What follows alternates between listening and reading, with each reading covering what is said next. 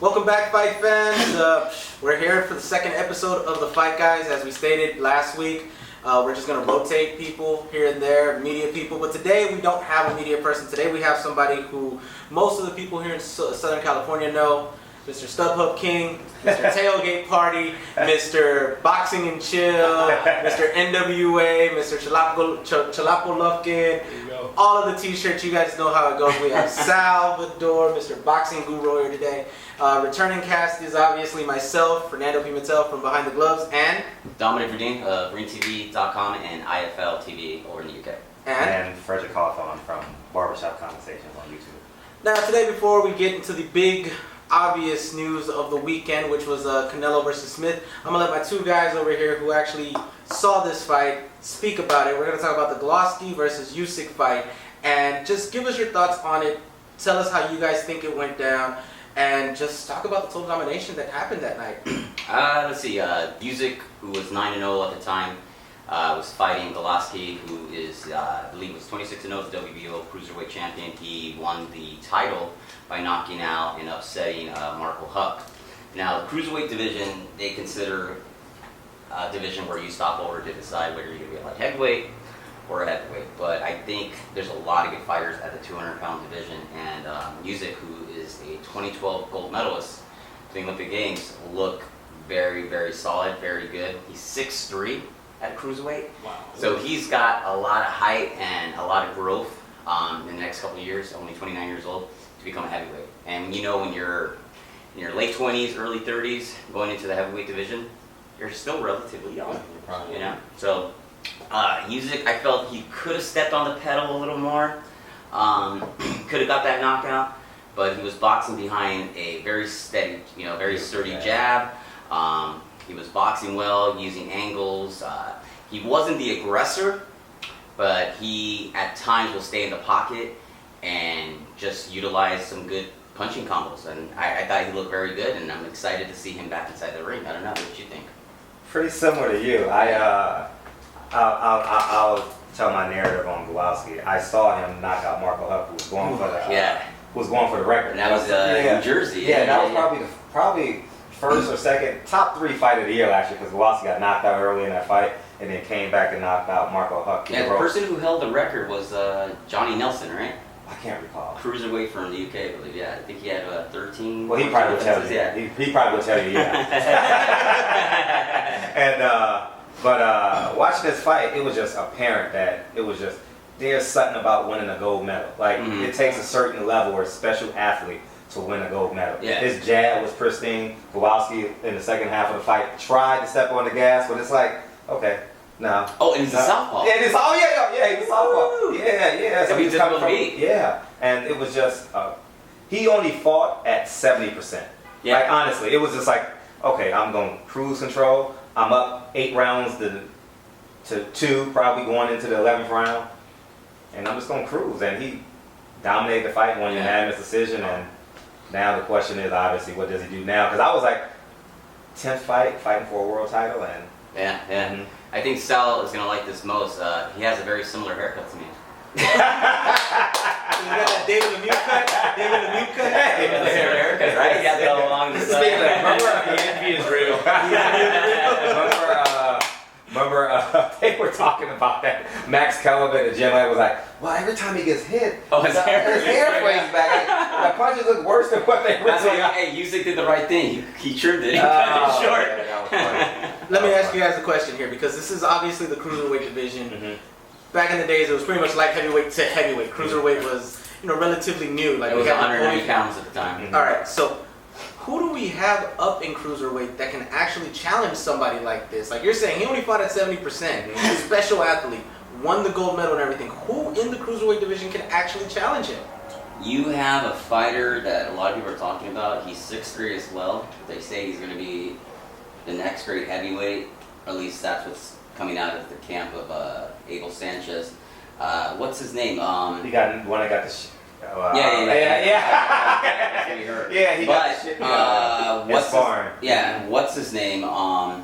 Chris Arreola said that this guy hit harder than any. Yes, there you go. Murat, hit harder than any heavyweight, and this kid's a cruiserweight right now. Wow. But he's another 6'3". But here's the rumor that we It's heard. not a rumor, should I say it? Oh, go ahead. Okay. Triple G knocked that motherfucker down 6 times this sparring. Really? Triple G's knocked out everybody in sparring. No, Let's talk about He made him quit. He literally made him we've quit. heard that this kid has what it takes, but I guess mentally Probably maybe younger. not. Probably much younger. But he's only 22. Yeah. That's Okay. He has that Victor Ortiz syndrome then. Maybe. I hope not. But yeah, he's 22, so we'll see what happens. I think maybe he just caught him young and everything like that, younger guy. I mean, how Triple long G ago obviously was has the this? experience. Different 2 time years ago. camp. Oh, Exactly. 2 years ago, so he was like 19 or 20. Yeah, fresh So- off those the are Olympics. big. Fresh off the Exactly. Olympics. Yeah, So it's baby. more like Similac. So. Like Canelo, he had 70 rounds with Triple G when he was The 19. cruiserweight division, but okay. Any takes that you could tell our fans and the people watching this what they need to look for as it comes to USYK and GLOWACKI? Where do they go from here? I mean, USYK, from what I understand, got signed, or at least is going to be aired a lot on Sky Sports, and Sky Sports does not really air a lot of cruiserweights. So clearly, they see this kid's going to be a big star, and if you know Sky Sports over in the UK, that's pretty big, and you got some of the best fans out there in the UK. So it's going to be he's definitely going to be somebody to watch, and I'm excited for the future for him. Well, you do say everybody who's at cruiserweight is a window into. Oh, so you're definitely going to be a So heavyweight. if he's in Sky Sports, Yeah. if he's in Ridiculous. Sky Sports, you obviously know they're gonna sooner or later put him up there with Joshua. Yeah, and Joshua's the darling out there right now in the heavyweight. Joshua division. He's the darling. For me- period. He has everything you want in Yeah, just I don't know, but something about heavyweights, I feel like they're the best at 6'3", 6'4", right? At 6'6", somehow Joshua does carry it well though. I don't know how he does it, but his balance is not that bad. Well, it looks like on TV he has like a small waist. Yeah. You know, like very lean 250. He got a 6-pack. You know, it's not his muscles isn't gargantuan. You know what I mean? Like, Right, it looks that's like a 147 guy building up to a was Yeah. it 240 something like that, 250. true. Yeah. So, but Yeah. So what do you see them going from now on? I wouldn't say I'm the best person to ask about cruiserweights, to be honest, but I mean, I would give Marco Huck a chance. I mean, he's only lost 1 fight in his career, and he's fighting this week, and he's fighting real soon. Twice. Oh, he early in this fight, Steve Cunningham. Steve Cunningham. Stopped him in 11. Steve Cunningham, I didn't know that. But maybe Steve Cunningham comes back to cruiserweight. He can't win at heavyweight, so that's my novice experience at Yeah. cruiserweight. I'm sorry. I kind of agree with everybody. I honestly think mainly all of us are novice at cruiserweight. Honestly, we know light heavyweight to heavyweight. We don't know what's in between. You know? Yeah. Like, who really knows that BJ Flores is in there?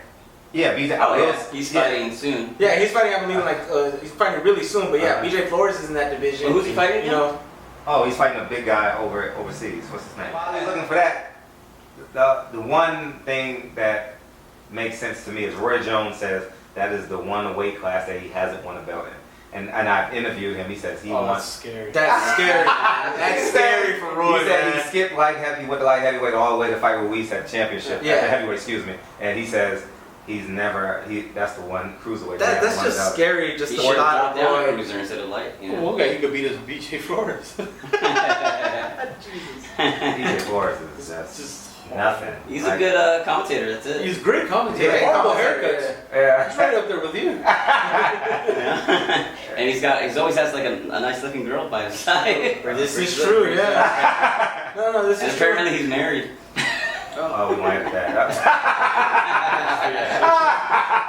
Well, ladies and gentlemen, this comes to the that shit conclusion. in. Ladies and gentlemen, this comes to the conclusion of our cruiserweight talk today. Tony Bello. Oh, Tony Tony Bello! There we go. From That's the a name. movie. I was trying to think of. I like that. That's a name we should all know. That's gonna be an interesting. Well, that's right. He wanted to fight David Haye. He's been going on that whole little crusade for that. And everything. Well, see, cruiserweights aren't relevant. They're not irrelevant. I'm not saying They're not irrelevant, I'm just but- saying that We don't when pay it, as co- when much it, attention when as it we comes should. to the Yeah, other exactly. divisions and everything, That's what Sal said. We don't, and we should. we honestly pay more attention now to the little guys than we do to the cruiserweight You're division. right. 126 and 122 is Yeah. popping. I mean, you really shouldn't have to force a guy who's 6'1" to move up to a heavyweight division where you have super heavyweights now.